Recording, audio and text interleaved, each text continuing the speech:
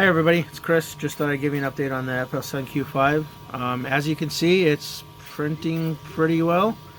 So when you first get the FLSun Q5 or any 3D printer in general, after assembling it, because most of them do need to be assembled, it looks like it'd be hard, but it's really not that difficult. It's just a little time consuming.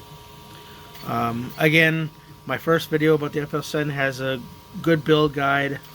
So I'll have links in the description to my first video plus the build guide. Anyway, so after assembling it, this build plate, you will want to wipe it off, and you just do that with a paper towel and isopropyl alcohol or IPA or just plain old rubbing alcohol. They're the same thing, different terms. This is 70%, which I had laying around the house. I guess what you want to use is 90 or above, so I went out and bought some. It's really cheap. So just pour it on the build plate and rub it away with a paper towel. Or what you can do is, at Walmart, I just picked this up. It's a little traveling spray bottle thing, whatever. It's $1. You can just put the rubbing alcohol in there and spray it all over the build plate. You want to make sure to have good coverage, and then just wipe it down. And I had to do that a few times because I had this like yellow oily stuff on the bed, so you just want to wipe it down until it becomes clear. Also, when I first got the printer, I had problems with adhesion. Like the test thing that it came with, the test, I think it's a screw and a nut or something, that came out fine, but of course that's kind of tuned for this. But I went to Thingiverse and I downloaded some stuff, and I decided to print it off, like a 3D Benchy, if you ever heard of that. It's a little boat thing that every 3D printer, it's like the standard. I printed that, and that just would not come off the build plate, to the point where I had to break either it or the build plate to get it off. So I went to Facebook and I went to Reddit. Oddly enough, Facebook was more helpful. They recommended just slathering a glue stick on your build plate, and I didn't want to go that route quite yet. So what I did is I heard of other people with painter's tape. If you see that over there, the purple stuff, I believe that brand is Blue Dolphin or something like that. That stuff, which was laying around my house, did not work well. The bed here heats to 60 degrees Celsius, and at that temperature, the tape didn't want to adhere too well. You know, I think it probably worked great as painter's tape because our walls are not 60 degrees Celsius, which is 170 something degrees Fahrenheit, maybe 130. I don't know. So what I did is I bought this blue painter's tape. It's genuine Scotch brand, and this worked a whole lot better. It stayed on the build plate throughout days worth of prints. And what you want to do is, when you put that on your bed, you don't want to layer the painter's tape. You want to leave a little gap between layers. And at that point in time, I'm like, yeah, sure, I'll just use a glue stick to fill in the gaps. And you know, that worked out.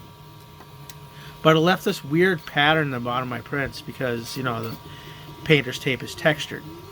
So what I tried is this Kapton tape, which is smooth. The problem is that maybe if I use this and glue sticks, but I just use this, and the bottom of my prints would have this metallic stuff on it. This would come off on the bottom of my prints, and that was just nasty.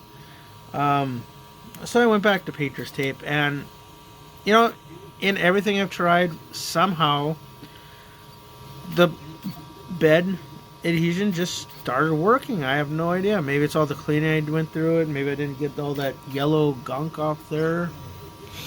But okay, so I resorted to using glue sticks on the bed, and that works out great.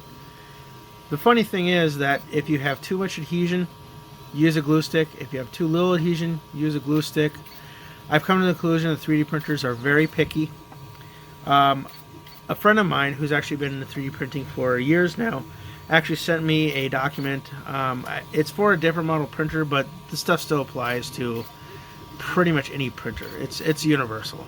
All 3D printers basically work the same. They heat up the PLA, the plastic filament, and then lay it on your bed in a pattern.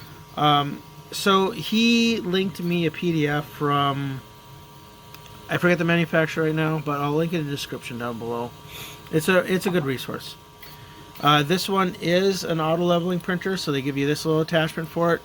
It's a magnetic attachment, goes on the extruder motor there. Well, I guess that's the extruder motor. It goes on the extruder there, right above the nozzle, and that helps you. That does the auto leveling for you. Now, when I first did my auto leveling, this end went off of the bed, and I'm like, what the heck is going on here? I found that this little cable here was getting stuck on one of the arms. So, if you see there, I kind of rigged some zip ties to sort of keep it in the middle there. And I haven't had a problem since. Also, some things I recommend for a 3D printer are a brush for your teeth. Don't use this on your teeth, Gorilla Glue Girl. This is just to scrape the hot end of the excess PLA that just comes out of there. This scraper comes with it. For smaller jobs, you have a problem because this isn't thin enough, so I picked up a plastic scraper from Amazon. I will put a link to that below. This came with the printer. It's for cutting the filament. If this didn't come with your printer, I believe I saw this. This is like for jewelry crafting over at Walmart. Pretty cheap. I don't remember the price offhand. And right now I am printing something. It's called tush, whatever that means. Not a butt, but it's these. They're filament stands, and I just picked up some fidget spinner bearings off of Amazon. I believe it's like 8 for 20 or 20 for 8, something like that. They come in all shapes, sizes, colors. Okay, maybe not colors, but you can find them. They're like 608 bearings on Amazon, so they're pretty cheap on Amazon. And yeah, I guess that's it. Oh, some mods I want to do. If you see right back there, I have a little cheapo webcam that I bought on Amazon.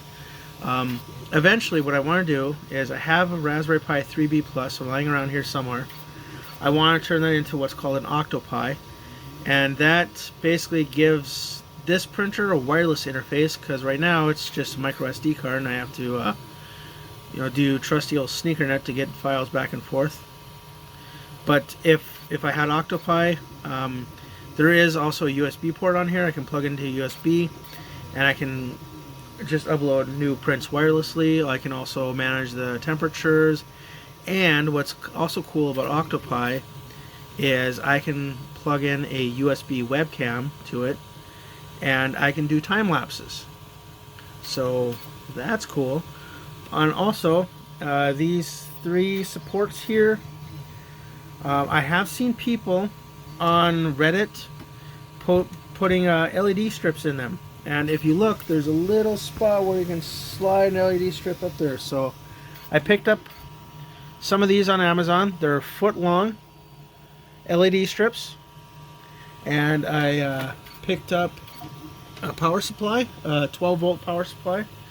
So with a little luck, I should be able to just slide 3 LED strips onto each support, wire them up to there, and so I can hire all the cabling. And yeah, I know I forgot a screw. And then I can make it so I don't have to use that USB light on it to illuminate this. So that will be cool. If I ever get around to doing that, I will post a video or screenshots or something. But until then, get a 3D printer, have some fun.